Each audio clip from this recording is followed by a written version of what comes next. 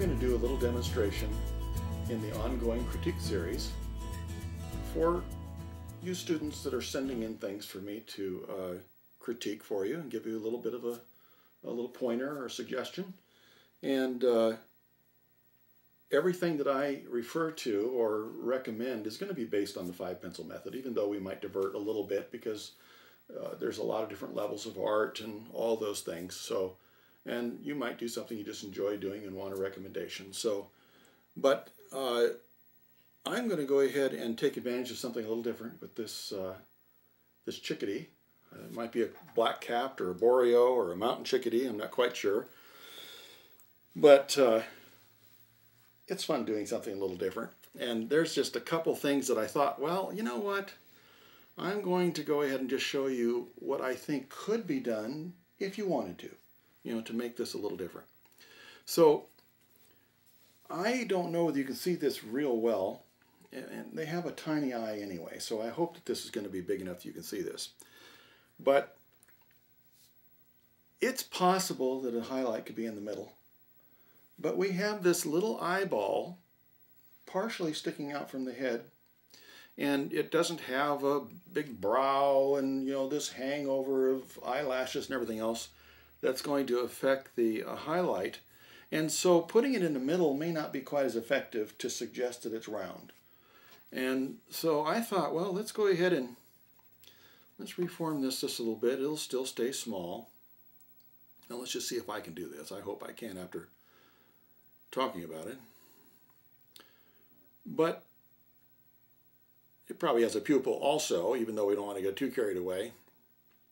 But I think that it's possible that this little reflection can be more of a crescent because of the direction of the light coming from, you know, somewhat from the top and shining on this round object. So now I just thought, you know, this is done one way and this is done another, and I just wanted to take this opportunity to show you how easy it can be to show contour and depth, use your light principles, and have these little parts of the cone actually become separate, take on some dimension and some interest. So again, these are just going to be suggestive things, but down in the deepest part where there's less light, it will be darker.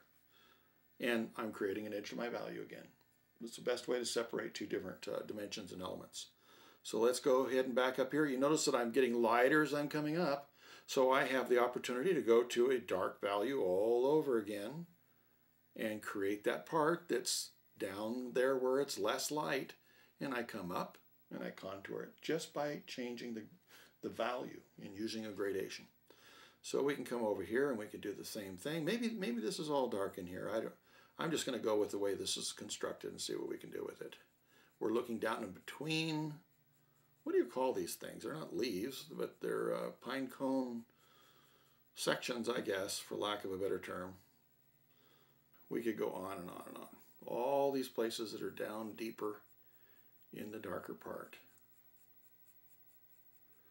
And we have that opportunity again, just to make sure that I'm making my point to make an edge to value. You know it's something if you followed what I have to show and demonstrate, that I really believe in repetition. It's the best way to learn. What we do the most, we'll do the best.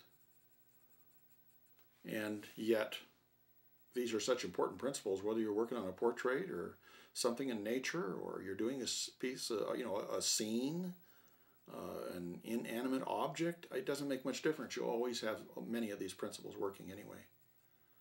So I just like to take advantage of it because it's so easy to do, and you can see such results, such positive results with so little effort.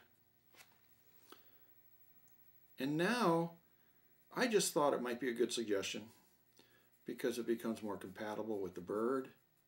This again is just taking the opportunity to continue reminding you how effective and important not only how light works, but your clean edges are and your gradations. I could go all the way down here and continue, building these. I can put as much value in here as I want, as long as I don't start having it all go together again. And I'm just leaving some of this whiter for the moment because I want to separate it from the dark value I'm using for the deepest part.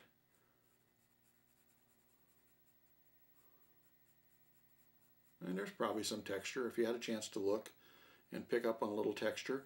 The only problem with a lot of texture in a situation like this, I always like to start with the basics and then gradually add what texture is going to be helpful, instead of just getting carried away with all the detail and the texture so that it almost becomes too confusing to really identify everything.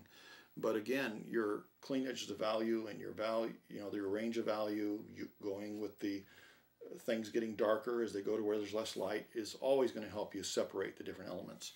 So now I don't know whether this little bird is covering any portion of this, but let's just say it was, and so there I could have a drop shadow coming down.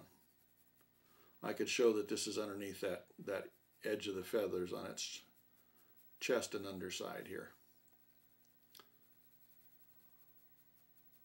And you can see how we can start having a great opportunity to have things separate here and make sure that bird is what we're looking at, instead of wondering where does one thing start and one thing stop. So I don't have the photograph. I would have a tendency probably not to make this quite so dark unless it's going around to the dark side. And I would take advantage of this probably. It's probably coming out to somewhat of a wider buff chest. But I would come out with my clean edge, for the most part, next to the wing. And again, use a range and come out here and make sure that I fade it away into that lighter buff chest. And this again gives that wing some dimension, helps it set apart from the rest of the body.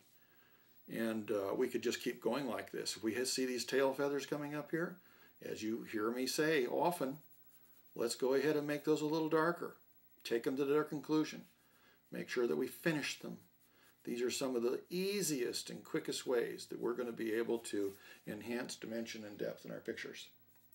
So we could go ahead and go, whether, I don't think in my memory that the wings are going to be that dark, but we could go like this, where we have a darker part of the wing and it separates it from the twig that's in back, or we could have the twig darker. Just have to kind of assess those things as you go, and have the opportunity to, again, push something back and pull things forward that you want to be in the foreground or on top or in front of something. And it's just well within your opportunity to do that when you're drawing. So I hope you have fun drawing, and maybe you learned something or had a chance to be reminded about a couple of useful things here again.